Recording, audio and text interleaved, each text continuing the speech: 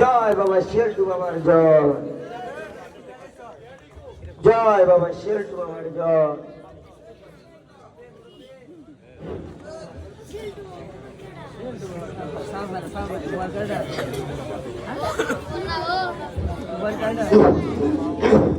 আমি জানি গো মুর্শিদ নামে আছে কত জ্বালা, আমি বুঝি গো, আমি বুঝি গো মুর্শিদ নামে আছে কত জ্বালা। বসেন বসেন বসে যান।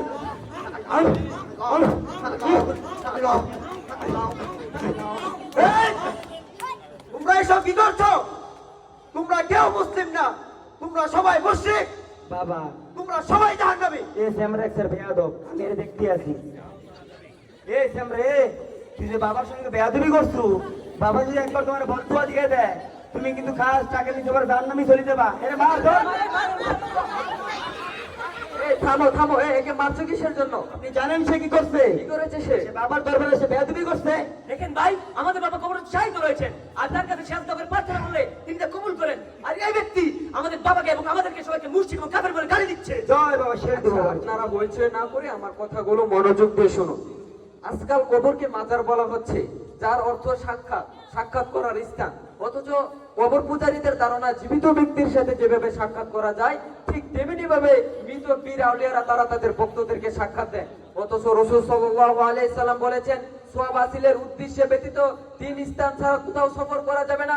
এক মসজিদুল হারাম, দুই মসজিদুল আকসা, তিন মসজিদুল নববী অর্থাৎ আমার মসজিদ। হাদিসটি সহিহুল বুখারীর 1197 নম্বর হাদিসে বর্ণিত হয়েছে। রাসূল সাল্লাল্লাহু আলাইহি সাল্লাম তার উম্মতের উদ্দেশ্যে আরো বলেছেন, লা তাজালু কবরি ইদা, তোমরা আমার কবরকে উৎসবের স্থান করো না। হাদিসটি আবু দাউদের 2042 নম্বর হাদিসে বর্ণিত হয়েছে।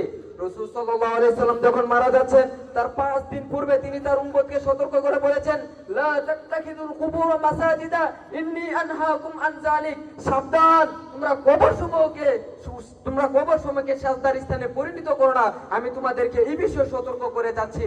কবর ব্যতীত কোনো রাস্তায়, কোনো গৃহে বা নির্দিষ্ট স্থানে মৃত্যুর অর্ধ দিয়ে প্রতীকী নির্মাণ করে সেখানে শ্রদ্ধা করা সরাসরি মূর্তি পূজার শামিল, যা স্পষ্ট শিরিক। আর এই শিরিকের গুনাহ আল্লাহ কখনোই ক্ষমা করেন না যখন তিনি ইচ্ছা না করেন। অতএব এই শিরিক থেকে, স্পষ্ট শিরিক থেকে আমাদের বেঁচে থাকা আমাদের জীবনে একটি অপরিহার্য বিষয়। ভাইয়েরা, আপনারা কি বিষয়টি বুঝতে পেরেছেন? জি ভাই, আমরা বুঝতে পেরেছি। আর ভাই আপনাকে বলি, ইসলামের দাওয়াতের পদ্ধতি এত কড়া ভাষায় নয়। আমাদের জন্য সর্বোত্তম আদর্শ হলো রাসূলুল্লাহ সাল্লাল্লাহু আলাইহি সাল্লামের জীবনী। তার দাওয়াতের পদ্ধতি ছিল অত্যন্ত নমনীয়। বলা যায় তার অতুলনীয় ব্যবহার, ব্যক্তি মাধুর্যতার কারণে রুক্ষ মরুবাসী আরবরা দলে দলে ইসলামে প্রবেশ করেছিল। আর মহান আল্লাহ তাআলা বলেন, ফাবিমা রাহমাতিন মিনাল্লাহি লিনতা লাহুম ওয়া লাউ কুনতা ফাযযান গালিযাল কলব লাফাদু মিন হাওলিক। আল্লাহর দয়ায় তুমি তাদের প্রতি কোমল হৃদয় হয়েছিলে। যদি তুমি তাদের প্রতি কঠোর স্বভাবের, কঠিন হৃদয় সম্পূর্ণ হতে, তাহলে তারা তোমার আশপাশ থেকে দূরে সরে যেত। সূরা আলী ইমরান 164 নম্বর আয়াত। সুবহানাল্লাহ, সুবহানাল্লাহ। ইসলামের কত গুরুত্বপূর্ণ একটা বিষয় শিখতে পারলাম আপনাদের কাছ থেকে। ইনশাআল্লাহ এগুলো আমার জীবনে আমল করার চেষ্টা করব। আচ্ছা ভাইরা, আপনারা কোন মাদ্রাসায় পড়েন? ভাইয়া, আমরা ইমাম বুখারী রাহিমাহুল্লাহ সালাফিয়া মাদ্রাসায় পড়ালেখা করি। বাবা এটা তো লাম হাজাবি, চলেন ভালাই। আচ্ছা, ইমাম বুখারী রাহিমাহুল্লাহ সালাফিয়া মাদ্রাসা এটা কোথায়, আর তারা কিভাবে শিক্ষা প্রদান করে থাকে? ভাইয়া, ইমাম বুখারী রাহিমাহুল্লাহ সালাফিয়া মাদ্রাসা এটি কুমিল্লা জেলার মুরাদনগর 3 শিবানীপুর গ্রামে 2013 সালে প্রতিষ্ঠিত অত্যপতি সহিহ আকীদার আলোকে শিক্ষা দিয়ে যাচ্ছে। বর্তমানে মাদ্রাসাটি আর অত্র মাদ্রাসার মধ্যে শিরিক বিদআত মুক্ত পবিত্র কুরআন ও সহিহ হাদিস আলোকে শিক্ষা প্রদান করা হয়। আর বর্তমানে মাদ্রাসার মধ্যে বালক ও বালিকা উভয় শাখায় নুরানি, নাজরা, হিফজ প্রথম শ্রেণী হতে সানাবিয়া অর্থাৎ আলিম পর্যন্ত চালু রয়েছে। আর অত্র মাদ্রাসার মধ্যে প্রায় 350 জন ছাত্রছাত্রী, এর পাশাপাশি 30 জন শিক্ষক শিক্ষিকা রয়েছে। ভাই, আমার তো ছেলে সন্তানও নাই, মায়ের সন্তানও নাই।